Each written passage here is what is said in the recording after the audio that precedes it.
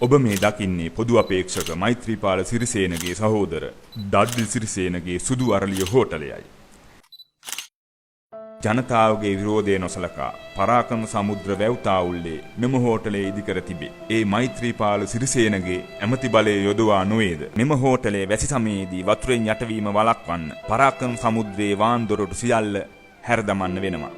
මේ නිසා අහිංසක ගොවීන්ගේ කුඹුරු අක්කර 100,000 ගණනක් පුරම් වෙනවා. මේ වාන්දොරටු 10 විවෘත කරපු හේතුව මොකක්ද කියලා දන්නේ නැහැ. මෙම හෝටලයේ වැසි සමයේදී ආරක්ෂා කරගන්න පරාක්‍රම සමුද්‍රයේ වාන්දොරටු සියල්ල හැරදමනවා. මේ සාමාන්‍ය වැස්සකදී වුවත් සිදුවෙන්න. යහපාලනය ගැන කතා කරන මෛත්‍රීපාල සිරිසේන සහෝදරයන්ගේ උවමනා එපාකම් අමතක කරයිද?